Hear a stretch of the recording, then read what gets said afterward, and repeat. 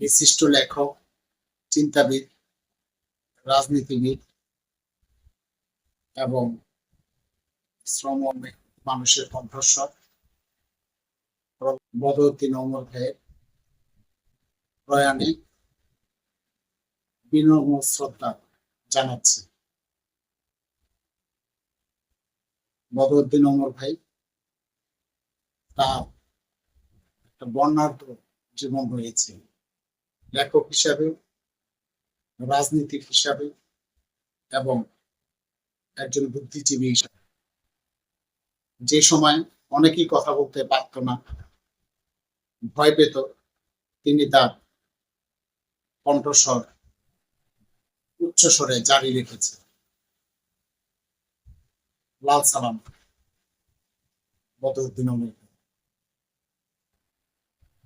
বাংলাদেশের বর্তমান প্রেক্ষাপটে প্রতিদিনই বিভিন্ন ধরনের ঘটনা ঘটছে, মব চলছে, কোনটা ফেলে কোনটার ব্যাপারে বলবো, অনেক সময় হিমশিম খেয়ে যায়।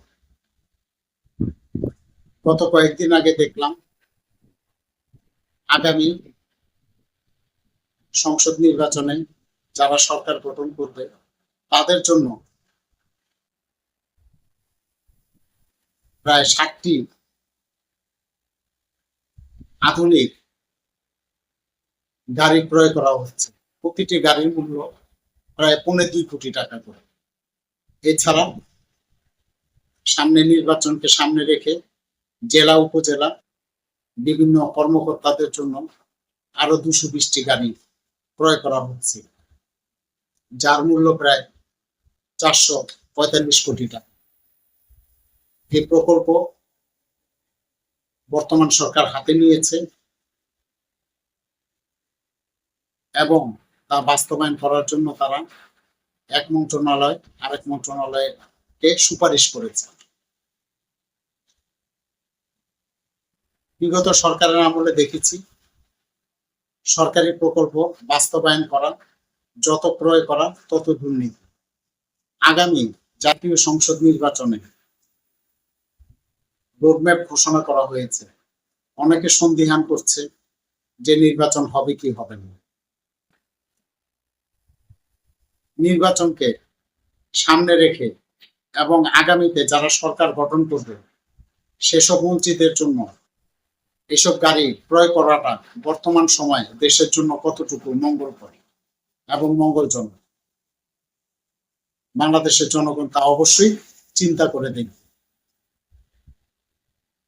অন্যদিকে কি দেখা যাচ্ছে, মধ্যবিত্ত থেকে নিম্নবিত্তের দিকে নেমে আসছে, উচ্চবিত্ত থেকে মধ্যবিত্তে নেমে আসছে মানুষের জীবন মান। দ্রব্যমূল্যের ঊর্ধ্বগতি, দ্রব্যমূল্যের সীমাহীন মূল্য বৃদ্ধি, সাধারণ যারা জনগণ রয়েছে, দরিদ্র মধ্যবিত্ত, তাদের নাবিশ্বাস উঠছে। অনেক মধ্যবিত্ত পরিবার যারা আগে দোকান থেকে ক্রয় করত পণ্য সামগ্রী, তারা এখন ওএমএস ট্রাকের পিছনে মুখ লুকিয়ে তারা তাদের দ্রব্যমূল্য ক্রয় করছে, পাছে যদি তাদের পরিচিত জন কেউ দেখে ফেলে। এই কারণে মধ্যবিত্ত, নিম্নবিত্ত, উচ্চবিত্ত সবারই আলাদা একটা ব্যক্তিত্ব রয়েছে, মান সম্মান রয়েছে, কিন্তু রাষ্ট্র বর্তমানে সে মান সম্মানও রাখতে পারছে না। জনগণের যে মৌলিক অধিকার, খাদ্য নিরাপত্তা দিতে পারছে না। স্বাধীনতার এত বছর পরেও খাদ্যের জন্য ওএমএস এর ট্রাকের পেছনে জনগণ দাঁড়িয়ে থাকে, তা কি শুধু ওই মধ্যবিত্ত পরিবারের লোকটিরই লজ্জা নাকি দেশেরও লজ্জা? সরকার আসে, সরকার যায়, রাজা আসে, রাজা যায়, দুর্নীতি চলমান, লুটে পুটে খাচ্ছে, কিন্তু মানুষের মৌলিক অধিকারের অন্যতম খাদ্য নিরাপত্তা কোনো সরকারই দিতে পারে না এবং দেওয়ার সেই সদিচ্ছাও তাদের নেই। যদি তাদের সেই সদিচ্ছা থাকতো, এতদিন প্রত্যেকটা নাগরিক বিনামূল্যে তাদের খাদ্য পেত। বাংলাদেশ সহ বিশ্বের সকল দেশের নাগরিকেরই খাদ্য নিরাপত্তা রাষ্ট্রের কর্তৃক দেওয়া দরকার, আমাদের দেশও দেওয়া দরকার। আমাদের দেশের জনগণ সোচ্চার হচ্ছে না, আহ্বান জানাবো তারা যাতে সোচ্চার হয় তাদের অধিকারের ব্যাপারে। মানুষের মৌলিক অধিকার 5টা রয়েছে, তার মধ্যে খাদ্য অন্যতম। দ্রব্যমূল্যের ঊর্ধ্বগতির কারণে খাদ্যমান, পুষ্টিহীনতা এবং পুষ্টিজনিত খাবার গ্রহণ করতে পারছে না। এভাবে আস্তে আস্তে কিন্তু দুর্ভিক্ষের দিকেই চলে যায়। দুর্ভিক্ষ একদিনে আসে না। মানুষের পুষ্টিহীনতায়, অর্থের অভাবে যখন ক্রয় করতে পারে না, তখন তাদের শরীরে পুষ্টির পরিমাণ কমতে কমতে একটা পর্যায়ে তারা মৃত্যুর দিকে ধাবিত হয়। আমি আগে থেকেও বলছি, এখনো বলছি, মৌলিক অধিকার সংরক্ষণ করতে হবে এবং জনগণের শতভাগ খাদ্যের নিরাপত্তা দিতে হবে বিনামূল্যে। গত মে মাসে একটা জরিপ সংস্থা জরিপ করেছে, power and participant research centre. সেখানে দেখা গেছে 28% দারিদ্রতার মধ্যে রয়েছে, 10% অতি দারিদ্রতা এবং 18%-এর মতো পরিবার ঝুঁকিতে রয়েছে একেবারে নিঃশেষ হওয়ার পর।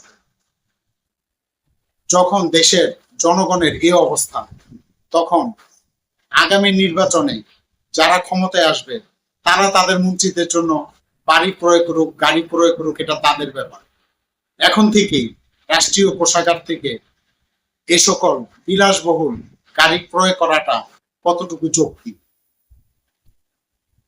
বর্তমান ইন্টারিম গভর্নমেন্ট আসার পর অনেকে আশা করেছিল যে দরিদ্র আর দরিদ্র হবে না, মধ্যবিত্ত দরিদ্রের নিচে নেমে আসবে না, দ্রব্যমূল্যের ঊর্ধ্বগতি রোধ হবে, সিন্ডিকেট বন্ধ হবে, সবাই তার প্রয়োজনীয় দ্রব্যমূল্য সুলভ মূল্যে পাবে। কিন্তু সেটা হচ্ছে না, বরঞ্চ তেলের মাথায় তেল দেওয়ার জন্য আগে থেকেই প্রস্তুত।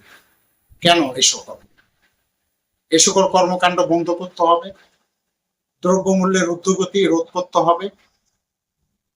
আপামর জনগণ যাতে খাদ্য নিরাপত্তা এবং খাদ্যে স্বয়ংসম্পূর্ণ হতে পারে, বিনামূল্যে পেতে পারে, তার জন্য রেশনিং ব্যবস্থা করতে হবে।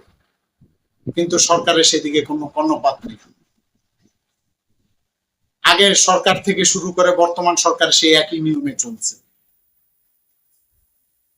বাংলাদেশের 1% অতি ধনী সম্প্রদায় রয়েছে, তাদের থেকে 30 থেকে 35% ট্যাক্স বৃদ্ধি করলে বাংলাদেশের সকলকেই বিনামূল্যে তাদের সুষম খাদ্য দেওয়া যেতে পারে। তার জন্য আইনের শাসন দরকার, সুশাসন দরকার, রাজনীতিকদের সদিচ্ছার প্রয়োজন। অনেক সংস্কার হয়েছে, অনেক সংস্কারের কথা বলা হচ্ছে, কিন্তু খাদ্য, অন্ন, বস্ত্র, বাসস্থান, চিকিৎসা, এই সকল ব্যাপারে সেরকম সংস্কারের তেমন লক্ষণ দেখা যায়নি। আইনের শাসন প্রতিষ্ঠা সহ এবং দুর্নীতি বন্ধ করে রাজনীতিবিদদের সদিচ্ছা থেকে তাদেরকে সদিচ্ছার মাধ্যমে সকলকেই বিনামূল্যে খাবার দেওয়া যেতে পারে অথবা স্বল্প মূল্যে দেওয়া যেতে পারে। এই কর্মসূচি অবশ্যই নেওয়ার দরকার। বর্তমান সরকার সহ ভবিষ্যতে যারা আসবে তাদের এই ব্যাপারে চিন্তা করা উচিত। স্বাধীনতার এত বছর পরেও যদি মানুষ, জনগণ পুষ্টিহীনতায় ভুগে, খাবারের অনিশ্চয়তায় ভুগে, তাহলে মুখ লুকানোর জায়গা বাংলাদেশের জনগণের থাকবে না। অপশাসন বন্ধ করে ট্যাক্সের টাকা যাতে সঠিকভাবে ব্যবহার হয়, দুর্নীতি বন্ধ করতে হবে। সরকারের বড় বড় প্রকল্প সেগুলা বন্ধ রেখে সবার আগে অন্ততপক্ষে মৌলিক অধিকারগুলা নিশ্চিত করতে হবে জনগণকে। এবং জনগণকেও এই ব্যাপারে সোচ্চার হতে হবে। আমি বরাবরের মতো সবসময় বলে আসছি, এখনো বলছি, বাংলাদেশের জনগণ আপনারা আপনাদের মৌলিক অধিকার রক্ষার আন্দোলনে সামিল হন। এটা কোনো ভিক্ষে নয়, এটা একটা দেশের নাগরিকের অধিকার। আপনাদের অধিকার স্বল্প মূল্যে দ্রব্য সামগ্রী এবং খাবার পাওয়াটা আপনাদের অধিকার। একদিকে আপনারা পুষ্টিহীনতায় ভুগছেন, অনেকে খাবারের জন্য, দ্রব্যমূল্যের ঊর্ধ্বগতির জন্য চাহিদা মতো খাবার কিনতে পারছেন না, সিন্ডিকেট করে দাম বৃদ্ধি করা হচ্ছে, রাষ্ট্র এদিকে নির্বিকার।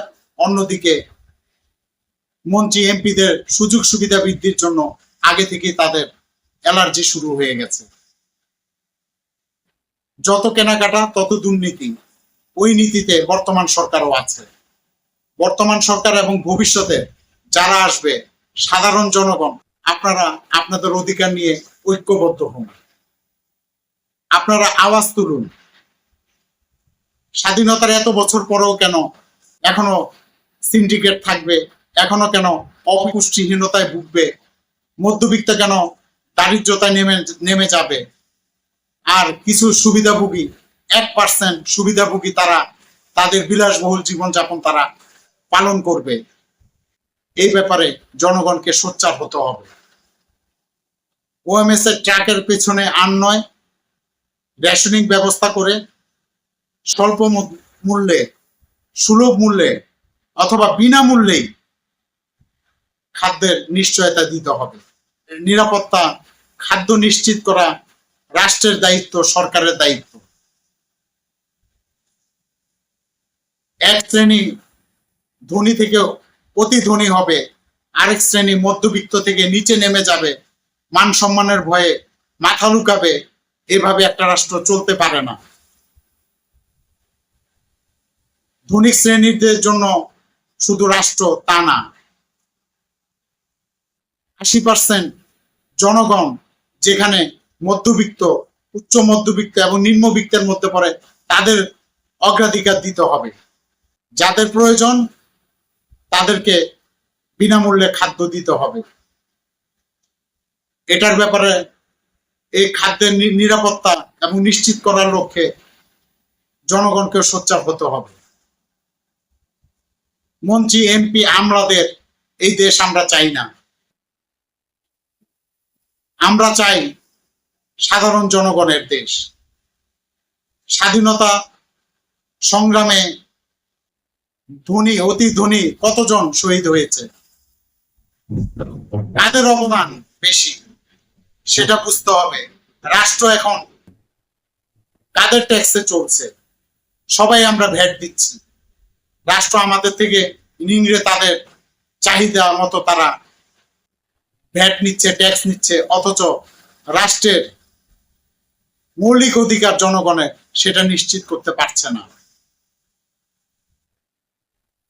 সবচেয়ে বড় কথা হচ্ছে, এই রাষ্ট্রের অস্তিত্ব রক্ষা করার জন্য তৃণমূল পর্যায় থেকে, প্রান্তিক জনগোষ্ঠী থেকে একেবারে উপরের লেভেল পর্যন্ত সবার প্রগতিশীল কর্মসূচি আওতায় সবাইকে তার অধিকার নিশ্চিত করতে হবে। ধন্যবাদ সকলকে। প্রগতিশীল কর্মসূচি বাস্তবায়ন করতে হবে। অন্ন, বস্ত্র, বাসস্থান, স্বাস্থ্য, চিকিৎসা সবাইকে বিনামূল্যে দিতে হবে এবং বেকারত্ব দূর করতে হবে শতভাগ।